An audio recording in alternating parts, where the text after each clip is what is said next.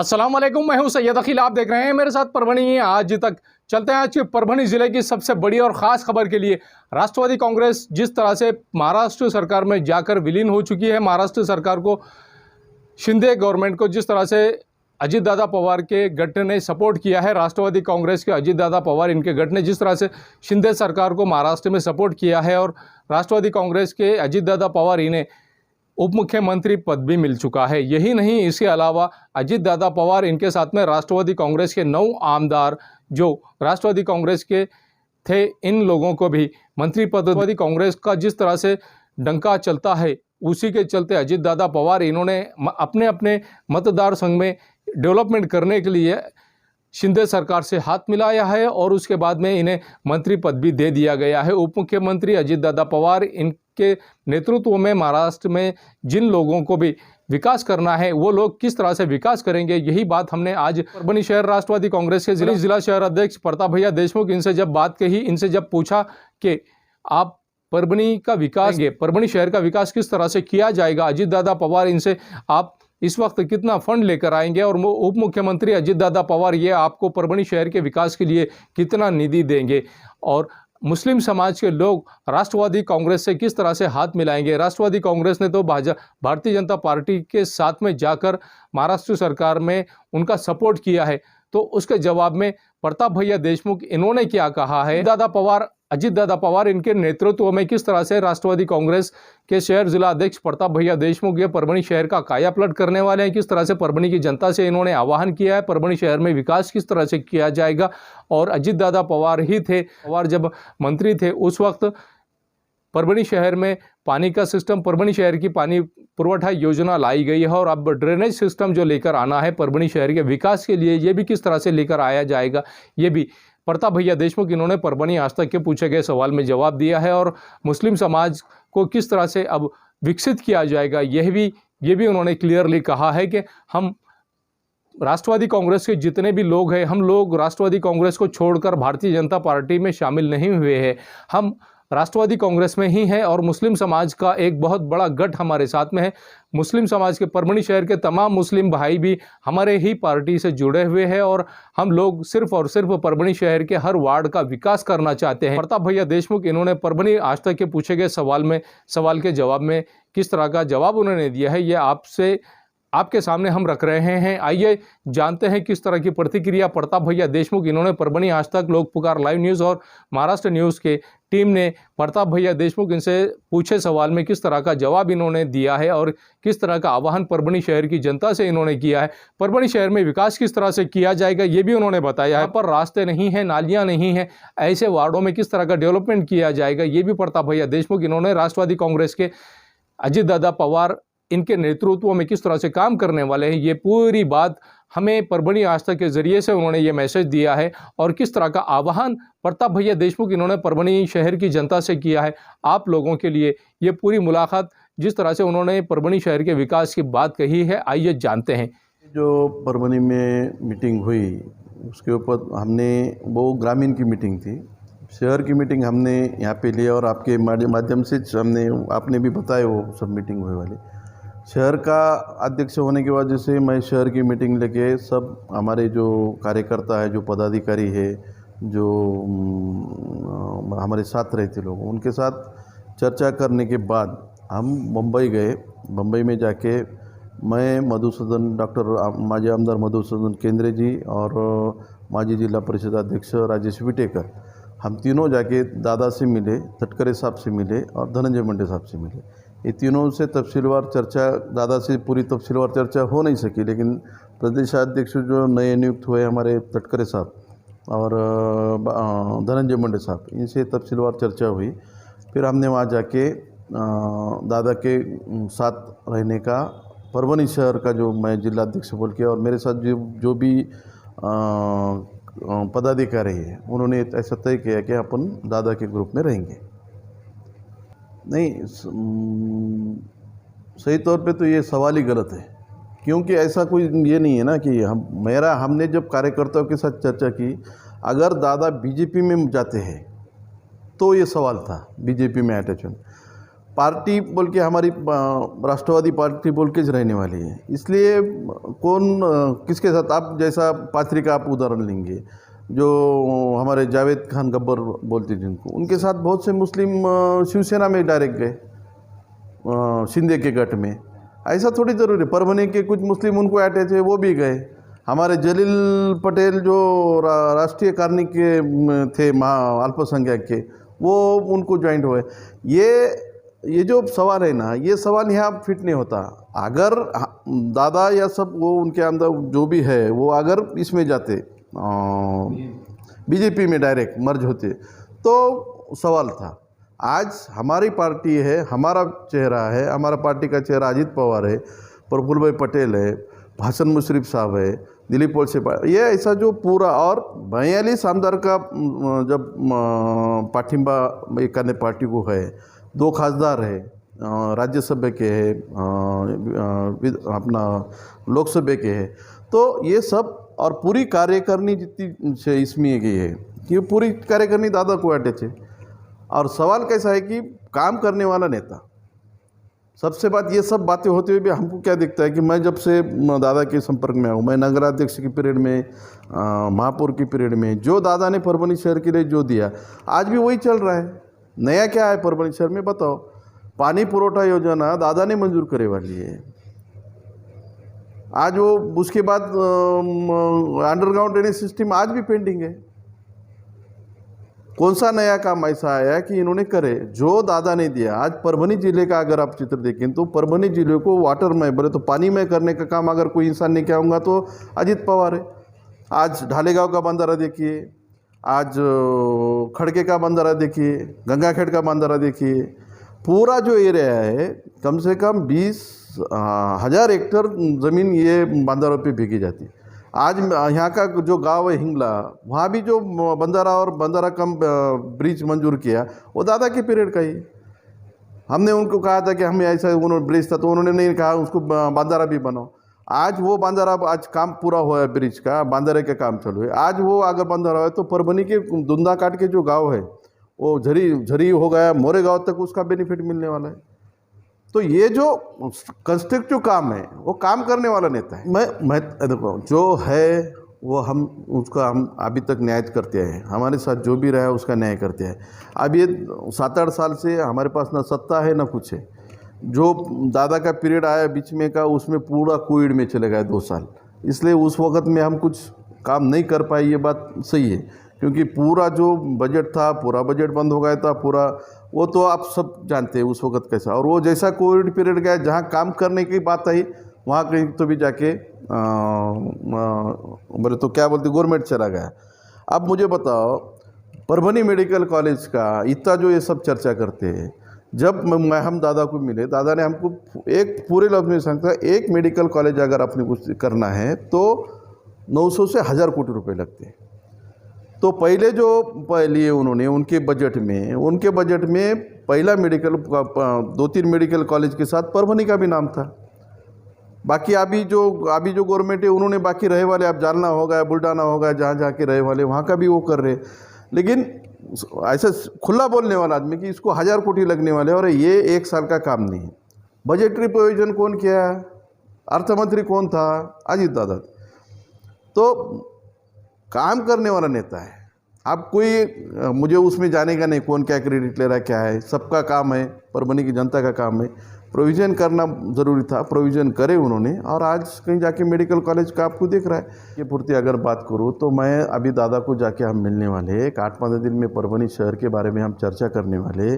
परभनी में जो काम हमारे पीरियड में, बोले तो दादा के मार्गदर्शन में जो हम काम करते थे, उनके पीरियड, हमारा पीरियड जाने के बाद जो काम हेल्ड अप हुए, जैसा कि अंडरग्राउंड ड्रेनेज सिस्टम है, समांतर पानी पुरवठा योजना है, जो भी ऐसे बड़े बड़े काम हैं वो करने का मंसूबा हम रखते हैं। हम दादा के साथ बैठक चर्चा करेंगे, वो दादा अभी के जो मुख्यमंत्री एकनाथ शिंदे साहब से चर्चा करेंगे। ये सब करके परभनी का प्रॉब्लम कैसा सॉल्व होता है उसके लिए हम काम करने वाले। परभनी के पानी पुरवठा के भ्रष्टाचार के बारे में कैसा है, एक कैसा है कि हमने मंजूर की योजना, दादा की पीरियड में मंजूर हुई, मेरे पीरियड में नगराध्यक्ष तब की पीरियड में मंजूर हुई। बाद में उसमें बहुत से जो भी काम हुआ, जो तो करो ना इंक्वायरी, उसकी इंक्वायरी होना चाहिए। 10 बार इंक्वायरी हुई, उसमें कुछ सामने आया नहीं आया वो और बात है। मैं नहीं बोलूँगा कि भ्रष्टाचार हुआ है, बल्कि क्योंकि कैसा है, जहाँ अपने को योजना जितनी ये जो बताते हैं 450 कोटी की हुई, 500 कोटी की हुई, अब एक्चुअल फिगर किसको मालूम नहीं।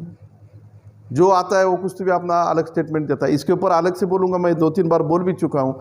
लेकिन मंजूरी करना बोले तो हमने भ्रष्टाचार किया, ऐसा होता है क्या?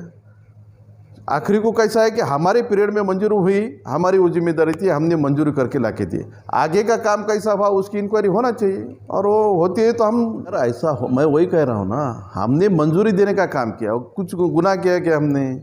लेकिन आगे जो हुआ, जिन जिन के पीरियड में काम हुआ उनके पीरियड में देखना चाहिए क्या क्या हुआ, कैसा हुआ। तो उसको तो हम भी समर्थन कर रहे हैं ना, हम भी बोल रहे हैं कि एक बहुत सी जगह गलत काम हुआ है। बल्कि अभी मेरे माली गली में अभी मैं बोला, एक 8 दिन पहले बोला था कि यहाँ पाइपलाइन डाल के दो। आज आप जाएंगे तो वहाँ पूरे खड्डे हैं, बिल तो उठा रहे खड्डे भरने का।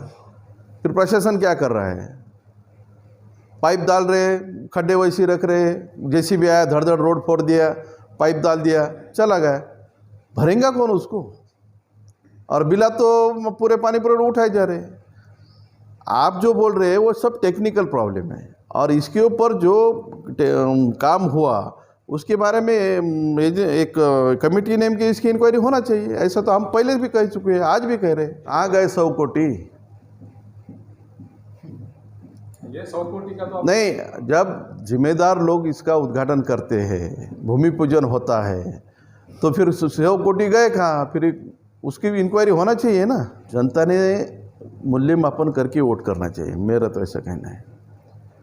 काम हो गया, काम करने वाले कुछ उनके दो, चाहे वो हम रो और करो। हमारा पीरियड जनता ने, परभनी वालों ने देखा है, हमने क्या क्या काम किए। परभनी में ऐसा कोई रोड नहीं था जो मैंने बनाए नहीं। अब कुछ बातें ऐसी चर्चा होती है कि आज मेरा पद जाके कितने साल हो रहे हैं? 11 साल हो रहे हैं मेरा पद। 14 में मैं पद छोड़ चुका हूँ, 14 से आज 10 साल तो हो रहे हैं ना। 10 कौन सा रोड ऐसा हुआ बताओ? मेरे पीरियड में जो काम होते थे उसको भी रोकने का कुछ लोग काम करते थे। अरे हमने किया ना, हमने काम किए नहीं ऐसा नहीं, वो जनता के सामने। आपने बाकी जो बाद में जो सत्ता पे आए, अभी प्रशासक पीरियड है, क्या हो रहा है? मैं परसों आपकी मुलाकात में बोला था मैनहोल का, आपने इतनी बातें बताने के बाद भी कुछ फर्क गिरा क्या? आज भी मुझे इंजीनियर को फ़ोन करना पड़ा, क्या कर रहे हैं भाई, तुम कर रहे कि नहीं काम कर रहे? परभनी के लोगों से ये है कि हम कब तक ये भावनाओं से इसमें काम करेंगे? खान बड़ा क्या बांध बड़ा, खान चाहिए क्या बांध चाहिए, इसमें हमारा पूरा गया। काम करने वाले को आपने अनदेखा कर दिया। जो काम कर रहा है उसको कभी आपने इधर का बताया, कभी उधर का बताया। जो एक्चुअल जातिवाद करते हैं वो तो बाजू में रह रहे। कौन सा ये 2012 के बाद ऐसा कौन सा काम है कि इन्होंने ये अभी तक के, चाहे वो प्रशासक हो, चाहे वो उस वक्त की बॉडी हो, ऐसा इन्होंने बताना चाहिए हमने ये काम किया। राष्ट्रवादी कांग्रेस किस तरह से परभनी शहर के डेवलपमेंट के विकास के लिए काम करने वाली? देखो, अजीत दादा पवार का विकास का विजन है और हम उनके नेतृत्व में काम कर चुके हैं, इसलिए हमने आज अजीत दादा पवार के साथ जाने का फैसला किया है। हमको अभी सत्ता में आके अभी 2-4 दिन हुए हैं। यहाँ के जो प्रमुख काम है, अभी जो मेन काम है कि अंडरग्राउंड ड्रेनेज सिस्टम होना चाहिए। ये कि 2012 में जो हमने प्लान तैयार करके रखा है वो चीज़ आगे बढ़ा नहीं सके। ये चीज़ उन्होंने, इसको हमने एमजीपी को दिए थे, क्यों बदले एमजीपी की कंसल्टेंसी दूसरे एजेंसी को क्यों दिए? एमजीपी गवर्नमेंट की एजेंसी है और गवर्नमेंट के गाइडलाइंस है कि तुम एमजीपी के थ्रू ये कर लो। हमने तो एमजीपी को कॉन्ट्रैक्ट किया था, एमजीपी के साथ हमने एग्रीमेंट किया था, आप सर्वे करो और इसका प्रोजेक्ट रिपोर्ट तैयार करो बोल के। कुछ नहीं कह सकता हूँ कैसे। आज ही तो पार्टी का आज कुछ डिसीजन होना है, क्या क्या आगे होते हैं। जो स्टेट लेवल कमेटी दादा के नेतृत्व में हमारे तटकरे साहब है, मराठवाड़ा के प्रमुख बोल के हमारे धनंजय मुंडे साहब है, इनके सब सेटल होने के बाद की बात है विषय। अभी इलेक्शन कब होंगे हम तो बता नहीं सकते, लेकिन जब भी होंगे तब सब विचारी जो है उनके साथ चर्चा करके या अपने को अलग से जाना है, ये डिसीजन मैं कैसे बोल सकता हूँ। परभनी शहर की जनता से किस तरह का आह्वान करना चाहेंगे आप? मुझे परभनी शहर के जनता को या सब जो है परभनी वाले, इनको एक कहना चाहता हूँ कि आप ज़रा थोड़ा सोचिए, थोड़े माइंड से सोचिए कि ये भावनाओं का राजकारण आप कब तक करेंगे। कोई भी समाज हो, भावनाओं का राजकारण करके शहर ने आज क्या पाया? जो 30 साल पहले था, 50 साल पहले था, वही आज परभनी है, खाली बढ़ रहा है। परभनी में हुआ क्या, ये सोचना चाहिए ना। इसलिए जिसके पास विजन है, जिसके पास आज जालना पीछे से हमारे आगे चले गए, नांदेड़ का चले गए, लातूर का, अरे लातूर ये तो छोड़ो, आज हिंगोली हमसे कहीं आगे है। हम कहाँ हैं? हमारे इसमें कुछ सोच में बदल होने, विकास के लिए आप कुछ सोचने वाले हैं कि है नहीं, है क्या नहीं, ये सवाल हमारा है। इसलिए मैं नहीं का दावा करता कि हमने बहुत बड़े तीर मारे बोले, लेकिन जो भी किया है वो सामने है। ये न्यूज़ कवर किया हमारे परभणी आज तक के कार्यकारी संपादक बाबरुद्दीन सिद्दीकी, 24/7 माझा महाराष्ट्र न्यूज़ चैनल के कार्यकारी संपादक Sattar Khan Pathan, the fact today के कार्यकारी संपादक सलीम खान उर्फ जुल्फुसर, परभणी टुडे के कार्यकारी संपादक सैयद अयान, परभणी आज तक के मराठवाड़ा ब्यूरो चीफ सोहेल तांबोली, 24/7 माझा महाराष्ट्र न्यूज़ चैनल के मराठवाड़ा ब्यूरो चीफ फिरोज खान पठान, परभणी आज तक के जिला प्रतिनिधि सैयद मोबिन, परभणी आज तक के परभणी शहर प्रतिनिधि शेख सद्दाम शेख निजामी, इन्होंने मिलकर मैं हूं सैयद अखिल। आप देखते रहिए मेरे साथ परभणी आज तक। आप हमारे चैनल को सब्सक्राइब करें, सब्सक्राइब करने के बाद बेल आइकन का बटन जरूर दबाएं। उसी के साथ आप हमारे चैनल को लाइक करें, शेयर करें और कमेंट करना ना भूलें। आप हमें Facebook, Twitter, Instagram, Telegram, WhatsApp और यूट्यूब पर भी फॉलो कर सकते हैं। मुझे दीजिए इजाजत। जय हिंद। मिर्जा मेस परभणी। अगर आप परभणी शहर में रहते हैं और घर के खाने का लुत्फ लेना है तो संपर्क जरूर करें मिर्जा मेस परभणी। घर पहुंच सेवा खाने के टिफिन के लिए जरूर संपर्क करें। मोबाइल क्रमांक 8830266947। महबूब पार्क फंक्शन हॉल, मनसब नगर, जाम पारवा गेट, दरगाह रोड, परभणी। शादी हो या एंगेजमेंट, चिल्ला हो या जुमागी, मीटिंग हो या फिर कुछ और, परभणी में तो भैया सिर्फ एक ही नाम, महबूब पार्क फंक्शन हॉल, मनसब नगर, जाम पारवा गेट, दरगाह रोड, परभणी। बुकिंग शुरू है। Mobile number 9960569383, 8421903333। इसके साथ ही 9822829035। हाजी महबूब अंसारी। याद रहे, आप हर तरह के प्रोग्राम हमारे फंक्शन हॉल में मनाएं। आज ही अपने प्रोग्राम की बुकिंग करें। SBS इंग्लिश स्पीकिंग क्लासेस, मासूम कॉलोनी, दरगाह रोड, परभणी। अगर आप घर बैठे इंग्लिश में बात करना सीखना है तो आज ही कांटेक्ट करें SBS English speaking classes. Mobile number 9823797828। Quality की तलाश यहाँ खत्म। King of belts, Shanivar Bazaar के पास, Nanalpeth corner, Parbhani. Ladies purse, school bag, original leather belt, कमर belt, wallet, body spray, perfume और भी बहुत कुछ। एक बार जरूर आए। King of belt, Shanivar Bazaar, Nanalpeth corner, Parbhani. Sameer tent house, Kudrati corner, Kadrabad plot, Parbhani. हमारे पास तरह के प्रोग्राम के लिए सामान किराए पर मिलेगा। शादी, एंगेजमेंट, चिल्ला जैसे सभी प्रोग्राम के लिए संपर्क करें सैयद मुज्जमिल। मोबाइल क्रमांक 9766683126।